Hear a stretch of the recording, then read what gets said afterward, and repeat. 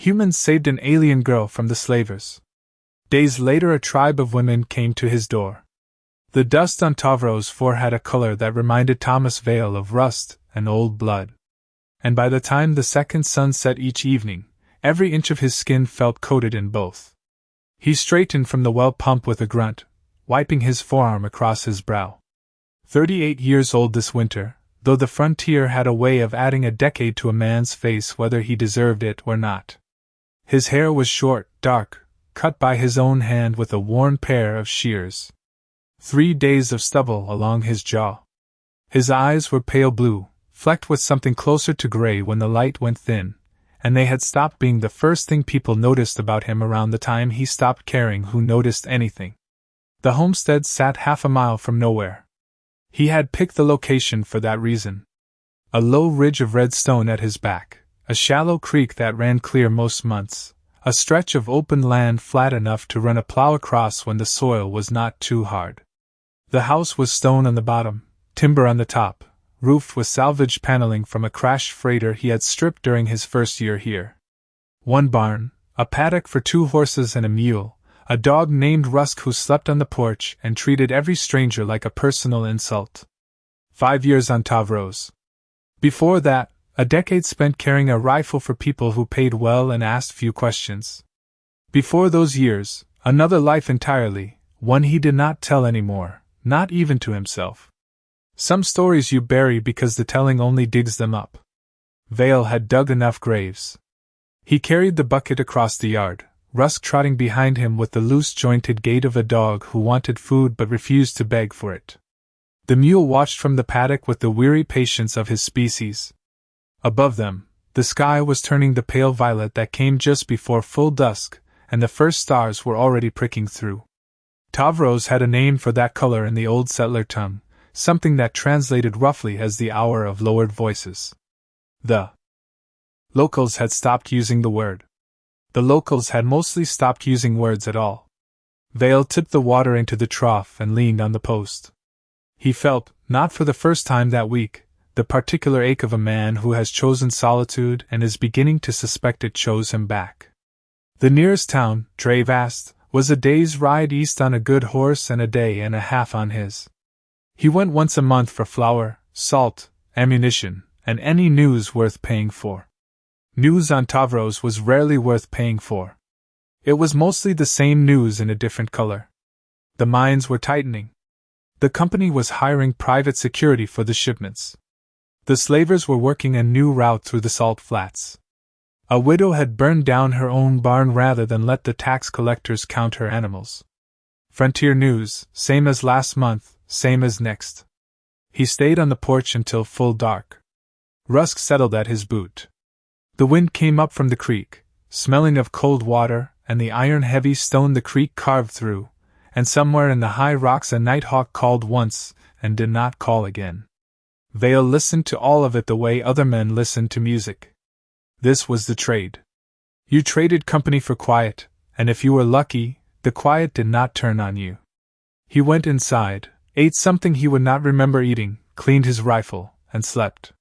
It was the next morning that he saw the ship. He had ridden out at first light to check the western fence line where a section had collapsed under a grazing herd of silverback boar the week before. The ride took him up past the ridge and out onto the Bone Flats, a dry pan of cracked white stone that stretched for maybe 15 miles before the ground broke again into a broken hill country. The flats were useless for anything living. No water, no shade, no feed. Which was why what sat in the middle of them made no sense at all. A ship, boxy, squat, ugly as industrial sin. 2 decks high, thrusters scorched black from long hauls, the hull patched in a dozen places with panels scavenged off other ships. No markings that meant anything legitimate. No beacon flashing, just sitting there. Like a rusted coffin on the white stone with a small plume of pale steam still leaking from a vent on the port side. Recently landed, within the hour maybe. Vale pulled up at the ridgeline and went still. He touched his horse's neck to settle her, and she lowered her head and did not snort. The mare's name was Quilla. She had been through worse than this with him. He slid the rifle out of the saddle scabbard without hurrying, laid it flat across the pommel, and put his eye to the scope. 3 men outside. 3 that he could see, human mostly, one of them maybe half something judging by the way he moved, too quick in the joints. They were not soldiers. They were not company men. They were, clear's throat, something worse. Slavers were a particular caste to their posture, the posture of people who had stopped pretending to themselves about what they were. Vale had seen it on 6 worlds. He had wanted himself for 3 months of his 26th year, and he had walked off a job in the middle of a field on a moon he did not remember the name of because he had looked at his own hands and understood he was going to lose them either to a rope or to his own mirror if he kept using them. That of the men walked around the ship and kicked open the cargo ramp. Inside, dim in the hold shadow, Vale saw shapes, cages, not animal cages. The kind with the low bar for the neck and the narrow slot for the hand to pass through for water. He adjusted the focus. 5 cages, 3 of them empty, 2 of them with something small inside. The something small in the second cage shifted, and Vale saw a flash of color that did not belong on the bone flats. Blue. Not a painted blue, not a dye, but a color that lived. Skin then. Someone's skin. And hair that caught what little light the cargo hold allowed and turned it into a shimmering silver white. A child. Vale lowered the scope and sat back in the saddle. He did not curse. He did not make a sound. He looked at the sky, which was the pale metal color of a kettle left too long on the coals, and then he looked at the ship, and he did the slow work of thinking with a rifle on his thigh and a dog somewhere 2 miles behind him, and no one on this planet who would notice if he did not come back for dinner. The smart play was obvious. Ride home. Send a signal to Drave. Ask constabulary if the constabulary was not already on the slaver's payroll, which it was. Mind his own. Let a child he had never met in a species he had barely seen in his life remain a cargo number on somebody's manifest. Smart plays kept you alive. Dumb plays got you buried out here, and out here the ground was not even soft enough to take the shovel clean. He thought about his daughter. He had not thought about his daughter on purpose in almost 11 years. The thought came in anyway, the way weather came in, and it brought with it the sound of her voice at the age of 6 saying the word horse with the careful emphasis of a child who had only just learned it, and wanted to get it right. That sound, that one sound, sat in his chest for a second and then was gone. He let it go. He always let it go. That was the deal. But his hand was already pulling the rifle back into his shoulder. He dismounted slow, led Quilla down off the ridge where the line of the rock would break up his silhouette, and tied her to a scrub juniper that would hold her if she spooked but would come loose if she needed it to. He took the rifle, a pulse pistol at the hip, a knife in his boot, 4 spare magazines in his vest, and a small pack of med supplies he carried everywhere because the frontier had taught him never to leave home without the things that stopped bleeding. Then he walked. The bone flats were a bad place to cross in the open. No cover, no angle of approach that did not put the walker inside the clear sight line of anybody watching from the ship. But the slavers were not watching. Vale had counted 3 of them outside the ship, and none of them had been looking out. They were looking down at a portable comm unit on a crate, bent over the screen, talking in voices too low to carry. Something they were waiting on. A pickup maybe, a transfer point. The bone flats would not be a destination. They would be a handoff. He circled east, moving with the economy of a man who had done this kind of work before and had developed a specific way of doing it that did not involve noise or hurry. 300 yards took him 12 minutes. He settled behind a low spur of rock that had weathered out of the pan like a broken tooth. From here he could see the open cargo ramp. He could see the second cage.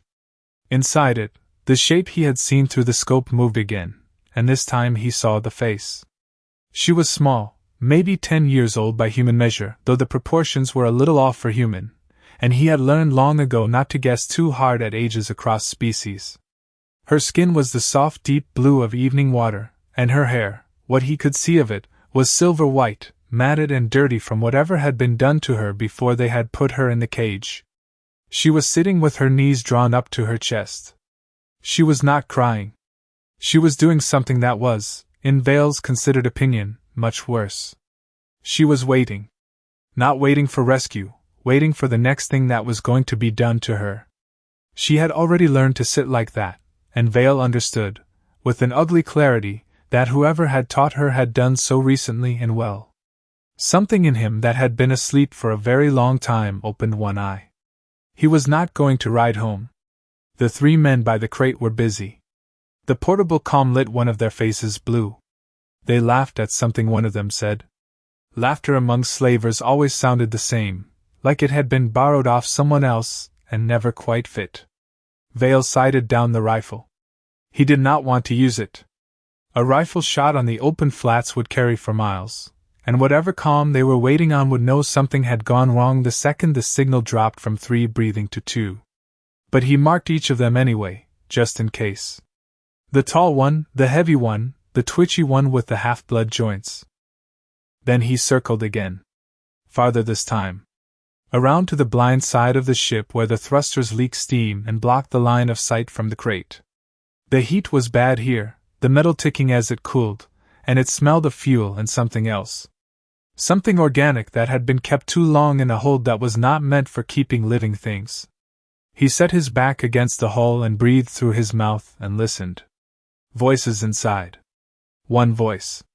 A man inside the ship humming. Vale marked him 2. 4. Not 3.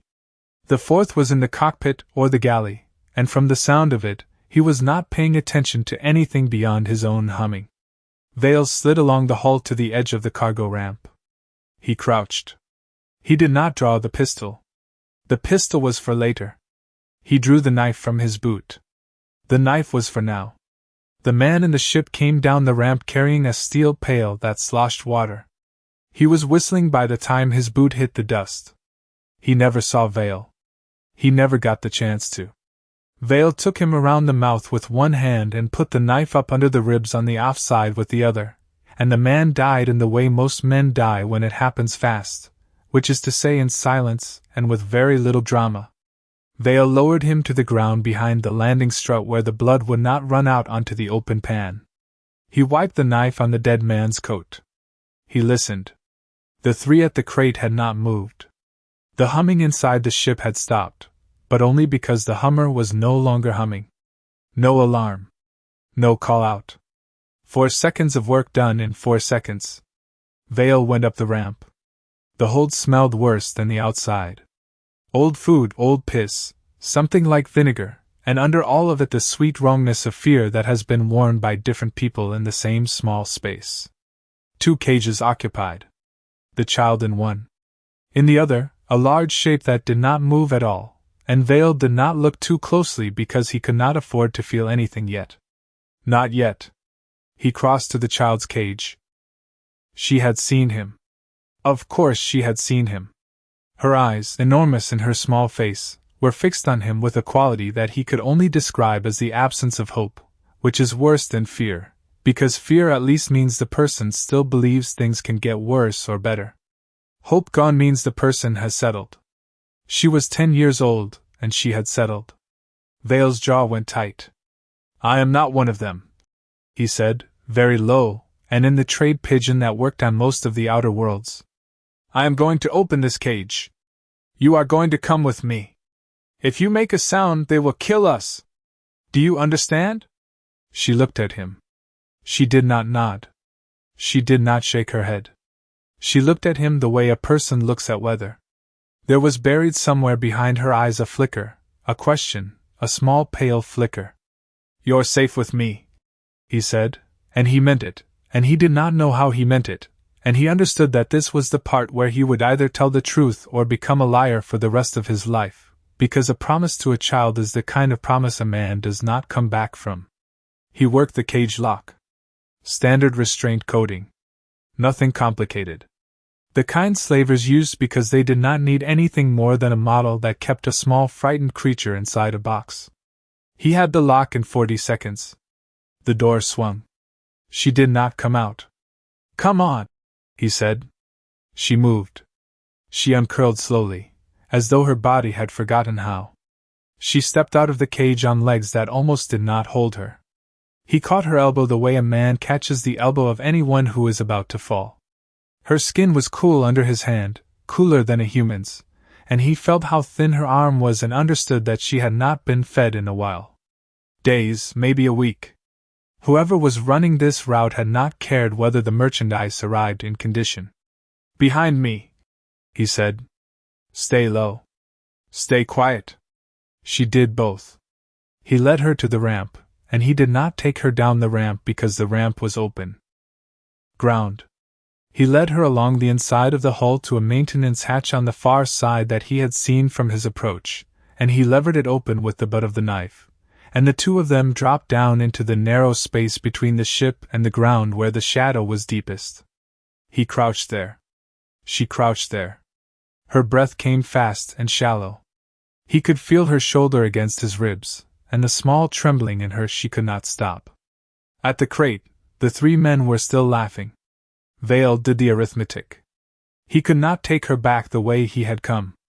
Not all the way to the juniper where Quilla was tied, because there was open bone flat on that side for 600 yards, and the three at the crate had only to look up once and see them. But south of the ship, there was a dry water cut that ran toward the hill country, and if he could get her to the cut, he could follow it all the way back around to the horse on the blind side of the ridge. It would add a mile. A mile was fine. A mile was life. He looked at her. He pointed very slowly to the south. He mimed running low. She watched him, understood, nodded once. The nod was the first thing she had done that was not pure reaction. It was a decision, and her eyes had come back into focus to make it. The flicker had steadied. He squeezed her shoulder once. He mouthed the word go. They went. The 600 yards to the water cut were the longest 600 yards Vale had walked in his adult life. He kept her in front of him. Low. His body between her and the line of the ship. The rifle in his hands and his finger off the trigger.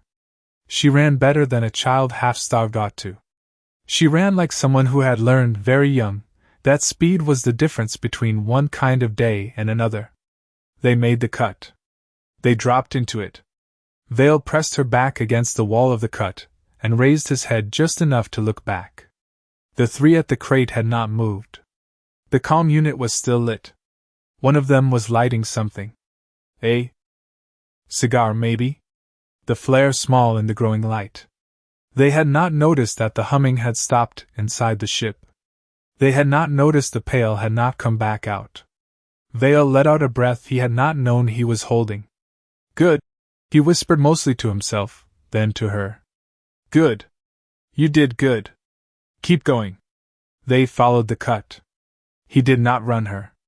He walked her, fast, with the rifle always ready, and he watched her small back moving ahead of him, and the matted silver of her hair catching what sunlight reached down into the cut.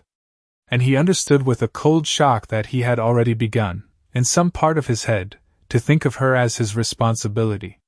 Not temporarily. Not until the constabulary could take her.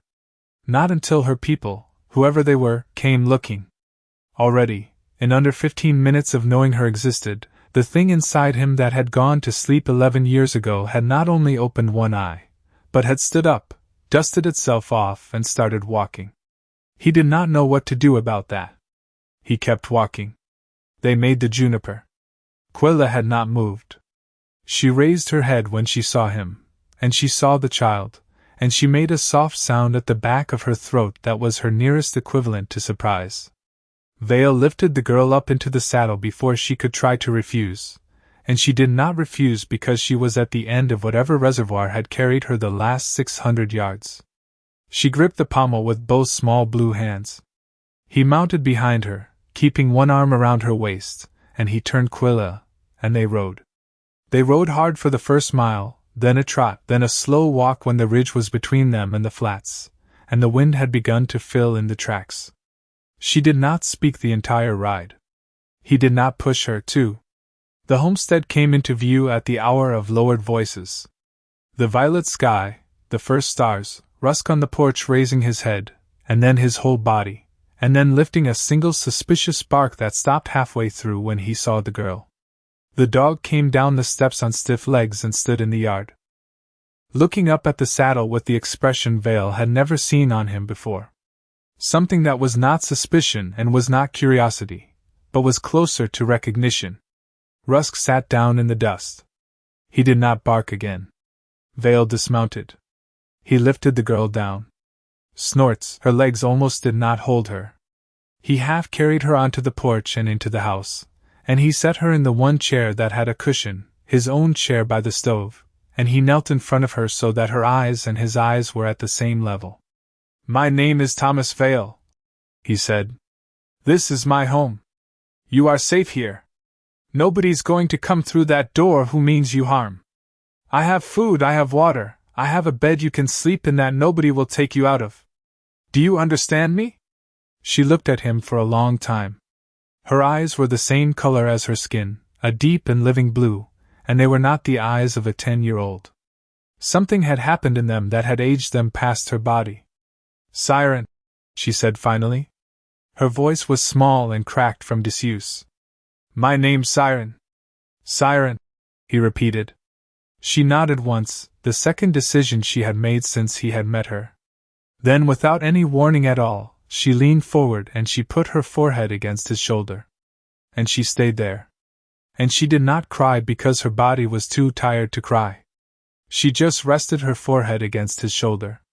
And Thomas Vale, who had not been touched by another living person in 3 years, except by accident in a grocery line, held very still. And then slowly, the way a man rests a hand on something breakable, he put his hand on the back of her small head. "All right," he said. "All right." She was asleep inside 10 minutes. He carried her to the cot in the small second room he had built and never used, the one he had told himself was for storage and had furnished somehow with a bed. He laid her down. He pulled the blanket up. He stood in the doorway for a long time looking at her, the small blue shape under the brown blanket, the silver hair spread across the pillow. And he thought about what he had done, and what it was going to cost him, and whether he had any right at all to be the one doing it. Then he went back to the porch, and he did what needed doing. He cleaned the knife properly. He checked the rifle. He walked the perimeter of the yard with Rusk at his heel, looking at the ground, looking at the horizon, marking the angles where a ship might come in low and unseen. He banked the fire. He set a chair facing the door. He sat in the chair and he did not sleep. By dawn he had counted 16 ways the slavers could find him and 7 ways he could make sure they did not. And he had decided on 4 of the 7. The first was that he was going to stop going to Gervais for a month. The second was that he was going to move the spare comm unit out of the barn and hide it in the cistern. The third was that he was going to oil every weapon in the house and lay them out where he could reach them without looking. The clear's throat. Fourth was that he was going to teach the girl, as soon as she was well enough, how to bolt the cellar door from the inside. He did not know yet that the fourth one would not matter. He did not know yet what was already coming. Siren slept for 13 hours. When she woke, she did not wake easy. She came out of sleep the way an animal comes out of a trap, all at once, her eyes wide and her breath shallow. And it took her several seconds to place where she was and longer to remember why the where was not the worst where she had been recently. Vale was sitting in the kitchen when he heard her move. He did not go to her. He let her find her way out on her own terms. When she appeared in the doorway, small and barefoot, he stood up slowly and he showed her his hands, palms empty, the same way he would have approached a horse that had been beaten. "Hungry?" he said. Not a question. He had known the answer before she woke. She nodded. He fed her eggs from his 3 hens, which had survived a winter fox and an autumn hailstorm, and were, he suspected, the toughest animals on the property. Bread that he had baked 2 days before. A slice of the dry sausage that hung in the cold cellar. Water from the well. She ate like someone who had forgotten, between bites, that food was allowed. And who kept reminding herself it was allowed by taking another bite. He did not watch her eat. That he understood would have been a cruelty. He busied himself with the stove. He poked at logs that did not need poking. He let her eat without witness. When she was done, she said, "Thank you." The trade pigeon again. Her accent was soft, the vowels more liquid than a human tongue would have made them. He looked at her properly then. In the daylight, clean of the worst of the grime, she was beautiful in the way that alien children are beautiful to human eyes, which is to say she was beautiful and also strange. And the strangeness did not subtract from the beauty. Her skin had a faint iridescence along the temples where the light caught it. Her ears came to a gentle point. There were fine lines of pale silver scale pattern along the backs of her hands, almost invisible until she moved. Her hair was not one color of silver, but several, and it moved as if it weighed nothing. "Where are you from?" he asked her. "Your people, where are they?" She looked at the floor. For a second he thought she would not answer. Then she said, "The Vela. I am Vela, the hidden people. We lived in the mountains on the second continent, away from the ports. The hidden people." She nodded. "That is what my mother called us. We did not wish to be seen. The slavers came anyway." "How long ago?" he asked. He kept his voice soft. 6 days. 6 days. He did the math in his head. 6 days would have put the raid right around the last quarter moon, when the settlement runners had said there was a new slaver route through the salt flats. He had heard the news in Gervais. He had nodded at the barkeep and paid his tab and ridden home. 6 days. While he was chopping wood and checking fences, this child had been in a cage. "How many of you did they take?" Saren's small hands folded together in her lap. "I do not know. Many. The women, some of the girls. The men they killed. My father, my uncle, my brother. They killed them and put the rest of us in the ships." Vale said nothing. "I was in the second ship," she went on.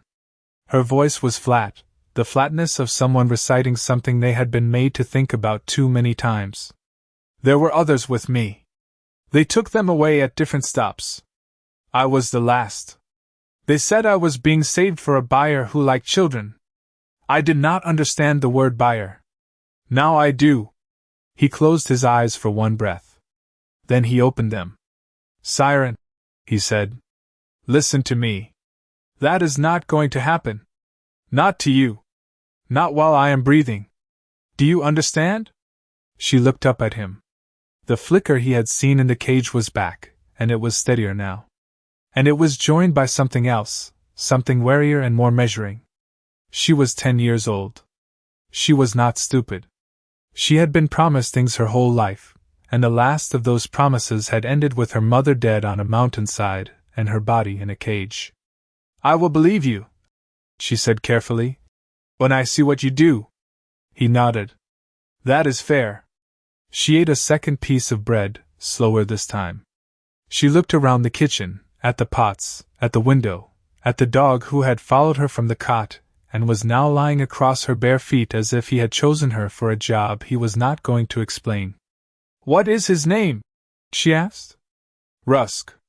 He is warm. He is." She smiled then. Small, barely a movement of her mouth, but it was a smile and it was the first one. And Vale marked it the way a sailor marks a shoreline after a long dark. The next 3 days set a rhythm he had not known he was capable of. He woke at first light and made her breakfast and set a plate for her on the table, and then went out to the paddock to work with the horses while she ate. He came back in an hour later. And she had washed the plate and set it in the rack. He did not ask her to do this. She did it anyway.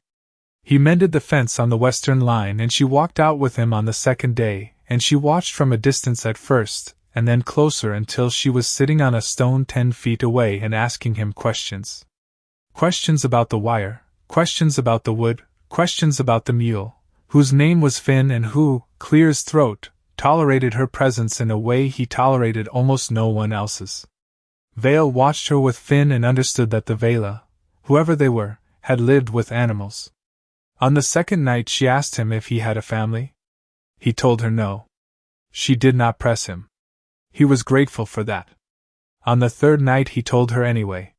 He told her, in about 6 sentences, that he had once had a wife and a daughter and that they had died in a flare strike on a station out past the belt when he had been off-world on a contract and had not been there to do anything about it. He told her that he had not spoken about them aloud to anyone in more than 10 years.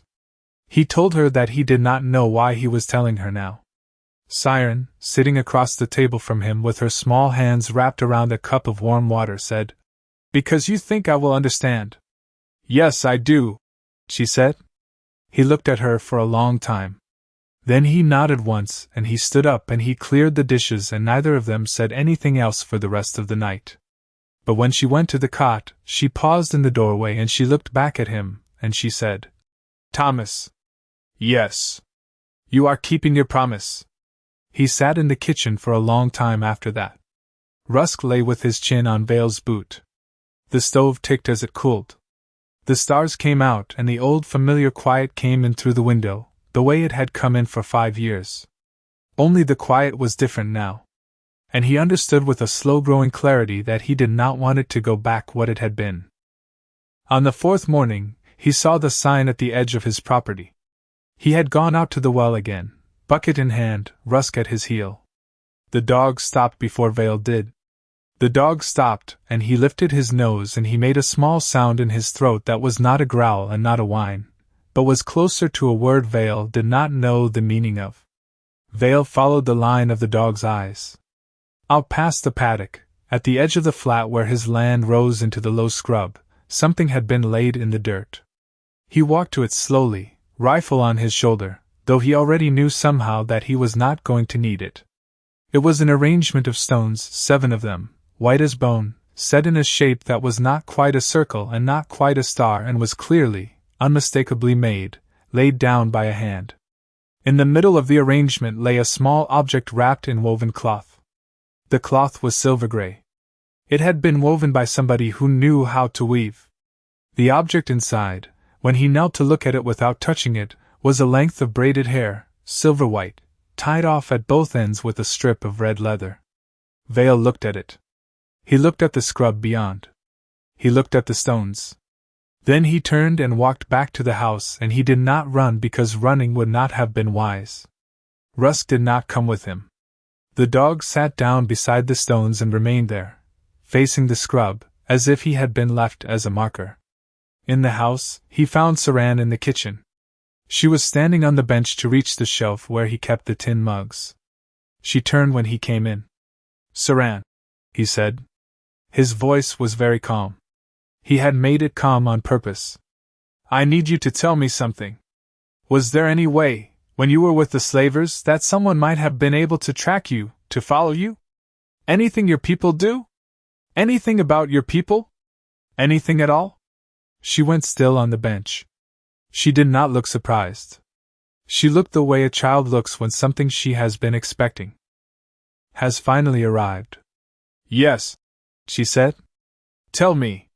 The daughters of the tribe are blessed at birth. A mark. Here." She touched the skin behind her left ear. He had not noticed it. Now that she pointed, he could see it, faint, a tracery of pale scale pattern laid over the darker blue in a shape like a small flowering vine. "It is not for looking. It is for finding. Our mothers, our sisters, if we are taken, if we are lost, they can find us through it." "How far?" Vale said. "I do not know how far. Far enough. Our grandmothers could find their daughters across the wide desert. I do not know what the grandmothers can do now." He nodded slowly. He set the rifle against the wall. He looked out the kitchen window at the scrub. "They are here, Saran." She did not speak. Her eyes filled with a slow shine that did not spill. "They left stones at the edge of my property, an arrangement, and a braid of hair. Does that mean something to you?" She nodded. "It means they have found me. It means they are waiting. They will not come in until they are invited or until they are made to. It is a question, not an attack. They are asking me if it is safe. And if it is not safe?" She looked at him with something that was almost an apology. "Then they will make it safe." Vale looked out the window for a long moment. The bone-white stones, the silver-gray cloth, Rusk sitting at his post like an old knight. "How many of them?" he said. "I do not know," Saran said, but she knew enough.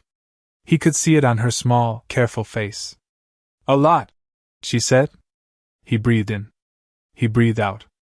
Then he walked to the porch and he walked down the steps and he walked across his own yard, alone and empty-handed, and he stood at the edge of the scrub where the stones had been laid, and he raised his voice into the wind. "My name is Thomas Vale," he called. "This is my land. The girl is in my house. She is safe. She has been fed. She has slept in a bed with a blanket. Nobody has touched her. I took her off a slaver's ship on the Bone Flats 4 days ago. I killed 2 men to get her out. I would have killed 4 if they had noticed me. I am telling you this so that you know who I am before you decide what to do." The wind took the words and carried them into the scrub. For a long moment, nothing happened. Then, from behind the far line of brush, at a distance of maybe 400 yards, the scrub began to move, not with wind, with shapes, tall, quiet, patient shapes rising one after another in a line that spread out along the edge of his land. 1, 5, 20, 40, 60. Vale stopped counting when the count stopped mattering, which was around 80. They kept coming. They rose out of the brush the way a color rises out of water when the light changes. They had been there, all of them, for longer than he had known. They had watched him come out. They had watched him call. The women of the Vela, blue-skinned, silver-haired, tall to a one of them, and armed, not with beam rifles, with something older. Long, curved staves tipped in a metal that caught the sun and turned it. Short, recurved bows, knives at the belt. Armor that was part leather, part of lacquered plate that looked like it had been carved from the shells of some great creature. Not an army. An army marched. These women did not march. They moved the way water moved in 100 separate ways that added up to one direction. At the center of the line, one of them stepped forward. She was taller than the others by half a head and her hair was not silver, but the particular white of old frost. And around her neck she wore a thing like a collar of small bones strung on sinew. Her face, even at 400 yards, was a face that had led other faces for a long time. She lifted one hand. The line behind her went still. She walked. She came across the open ground in a straight line toward Vale, unhurried, her staff in her left hand with the tip pointed at the sky, which he understood, without being told, was a signal. The weapon was not raised, not yet, not unless it had to be. She stopped at 10 paces. Her eyes were the color of deep ice and they were on him. And in that moment, Thomas Vale understood, with a particular and humbling clarity, that he was being measured, not, clear his throat, as a threat, as a man. "I am Errol," she said in the trade pidgin. Her voice was low, unhurried, caring. "Mother of the Vela of the Second Peak. Saran is my sister's daughter. I have come for her. She is here," Vale said. "She is safe. I will bring her out to you if you want. That is not why I have come." He waited. "The mark on Saran has told us everything she has felt for 6 days," Errol said. "We have followed the mark across the salt flats and over the bone lands and into your country. We have felt every blow, every hour in the cage, every hour of hunger. We felt her die a little each hour, and we could not reach her fast enough. And then, 4 days ago, the mark changed. The fear dropped. The hunger stopped. The cold became warm. We thought at first that the slavers had drugged her. Then we came closer. Then we came to this house and we saw." Vale said nothing. He was not sure he could speak. Errol's eyes did not move from his. "We saw a man feeding her from his own table. We saw a man give her the cushion from his own chair. We saw him stand at the window at night and watch the road for her enemies while she slept. We saw him tell her a thing about himself he has told no one for as many winters as she has been alive. And we saw her begin to heal under his roof in a way she would not have healed anywhere else." Her jaw worked briefly, the old muscle of an old grief. "We came expecting to find a man we would have to kill," Errol said. "We have found a man behind her, along the line." The women of the Vela went slowly to one knee. Not all of them, about half. The other half remained standing, and Vale, who had seen formations before, understood that the standing ones were the guard and the kneeling ones were the voice, and that both were part of the same gesture. No, he said. Stand up, please. Errol's eyebrow lifted just slightly. I did not do it to be. Oh, Vale said. He could hear that his own voice was not quite steady. He did not care. I did it because she was in a cage and I had hands. I do not want a debt. I want nothing. Stand up. Errol looked at him for a long moment. Then she turned her head and made a small sound, and the kneeling women rose, not quickly, not resentfully, but with the deliberate grace of people who had been given permission to shift a posture they would otherwise have held for an hour. You do not want a debt, Errol said, turning back. You still have one. A debt owed is not cancelled by the one who is owed. It is carried. We will carry it. What you do with the carrying is your choice. I understand. Do you? I am trying. The corner of Errol's mouth moved. It was not a smile. It was the cousin of a smile, distant, reserved, but related. Where is Saran? In the kitchen. Bring her. He turned to go, then he paused. He turned back. Errol, he said. She is going to want to see you, all of you. I know she is, but she has had a hard 6 days. If she needs to sit, if she needs to cry, if she needs a minute before she speaks, will you let her have it? Errol looked at him for a long time. You are asking me, she said slowly, to be gentle with my own blood, in my own way, in front of my own people? I am asking you to let a 10-year-old have a minute before she performs for an audience of 100. Something shifted in Errol's face. Not a softening, a recognition. Some older thing in her, something that was a mother and not a matriarch, came briefly up through the ice-water eyes and looked at him.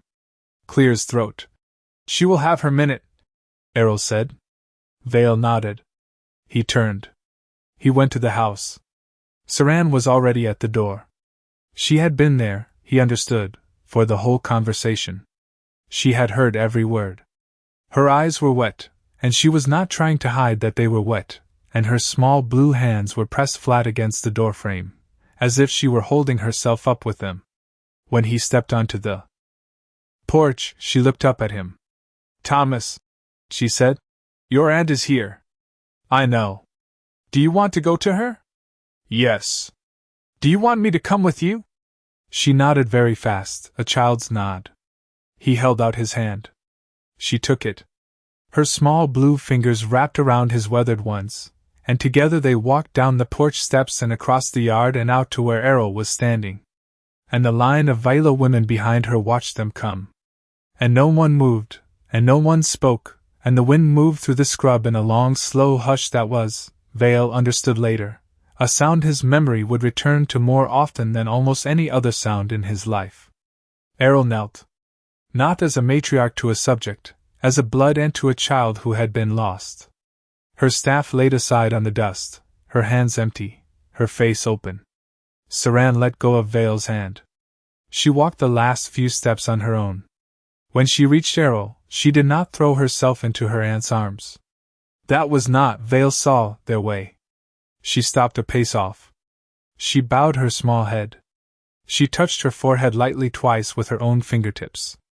Then, only then, Errol reached out and drew her close, and the girl's face disappeared into the shoulder of her aunt's leather and shell-plate armor. And a sound came out of Saran that Vale had not heard her make yet. A small broken sound that was both grief and relief wound together.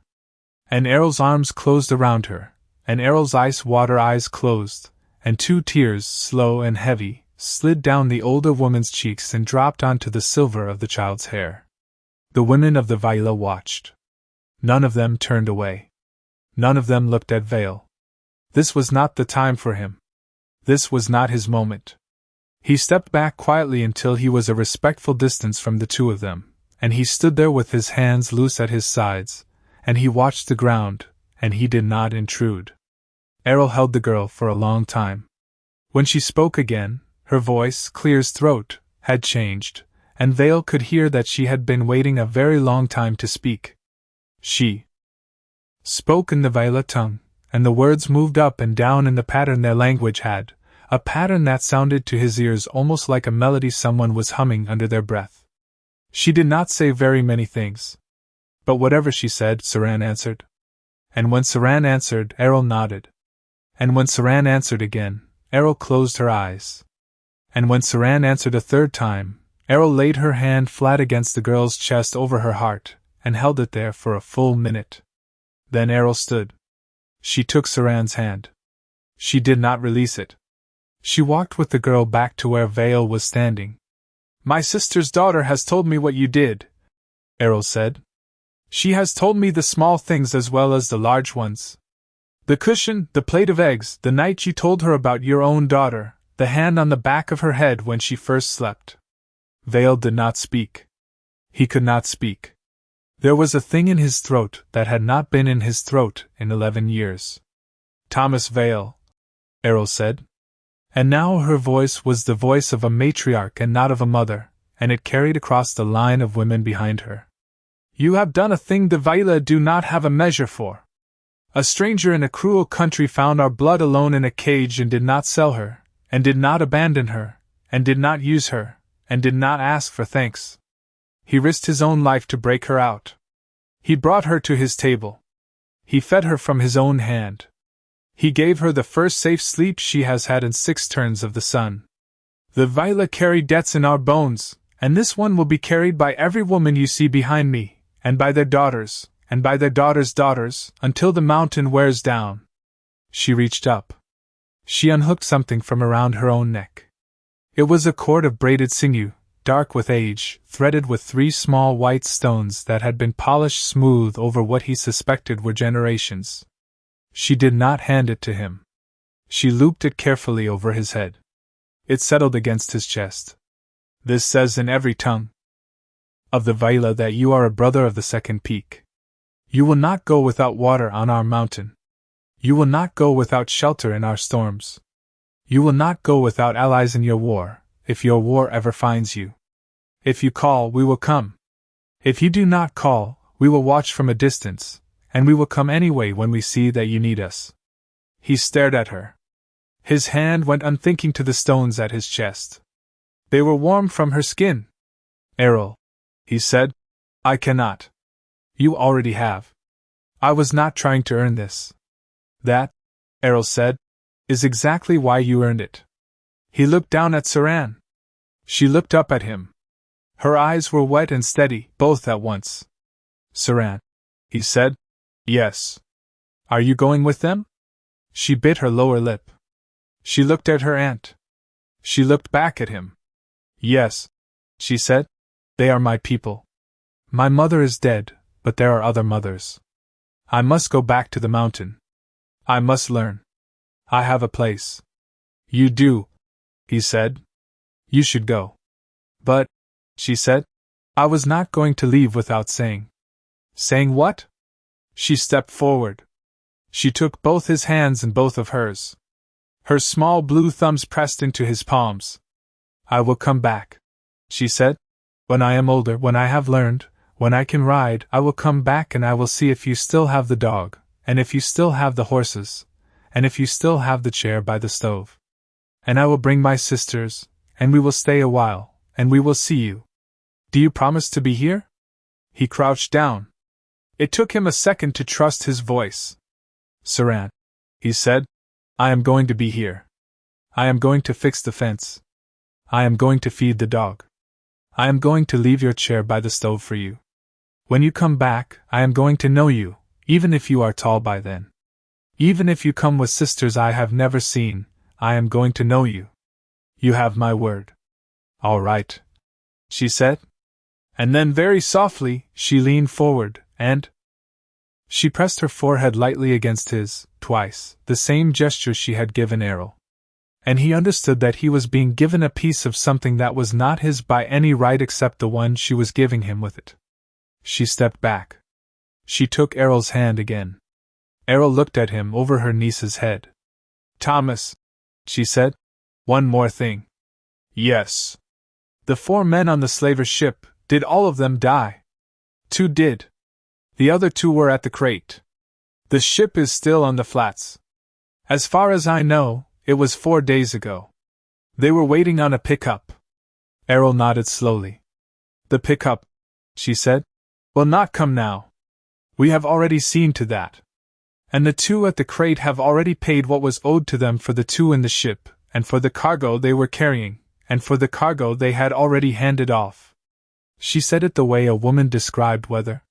She said it without drama and without cruelty, and without any pretense that she was being merciful. And Vale understood, looking at her, that the Vaila had not only come for Saran, they had come for every woman who had been taken. They had tracked every cargo. They had followed every route. And somewhere on the Bone Flats, in the Salt Flats, in the ports beyond them, men who had laughed at crates under blue-lit communits had stopped laughing in the last 4 days. Some of them very recently, some of them very loudly. He did not ask for details. He did not need them. He nodded once. Good, he said. Errol almost smiled. We thought you would say so. The women of the Vaila turned as a single slow movement, and began to walk back into the scrub. Not fast, not with ceremony, just the way they had come, as if the land itself were a door they had opened to step through and were now closing behind them. Errol went last. She did not look back. Saran walked beside her, her hands still in her aunt's. But at the edge of the scrub, where the first line of brush would have hidden her, the girl stopped, and she turned, and she looked back across the open ground to where Thomas Vale was standing on his own land in his own yard with Rusk beside him, and the cord of 3 white stones against his chest, and she lifted her small blue hand. He lifted his. Then she was gone, and the line was gone, and the scrub was quiet again, and the wind moved through it the way it had moved through it 1,000 mornings before, and the only things different about his land were 7 white stones at the edge of the brush, a braid of silver hair wrapped in woven grey cloth, and a cord of polished bone around the neck of a man who had woken up at dawn, a very different man from the one standing there at noon. He walked back to the house slowly. Rusk walked with him. On the porch he stopped, and sat on the step, and he looked at his hands, and he looked at the stones against his chest, and he understood that he had spent 5 years on Tavros the Fourth teaching himself that he did not need anyone, and that the quiet was enough, and that a man could live a good life out of a house built by his own hands with no one to witness it. And he understood, sitting there with the dust of a departed procession still settling out of the air, that he had been wrong. Not wrong that the quiet was good. Wrong that he did not need anyone. Wrong, clear as throat, that a life could be built alone and called good. You did not need many. You needed one. You needed a face across your table, a small voice asking the names of your horses, a promise you made to someone to be here when they came back, and the keeping of it. He sat on the step for a long time. Rusk lay at his boot. Inside the house on the chair by the stove there was still a cushion with the shape of a small body pressed into it, and by evening the shape would be gone, but he would not smooth it out. He was going to leave it. He was going to leave it because someday a girl was going to come back older, maybe taller, riding her own horse, and she was going to push open his door and sit in that chair and put her cup of warm water on his table, and he was going to be there to pour it. He had given his word. The Vaila carried their debts in their bones. So did he.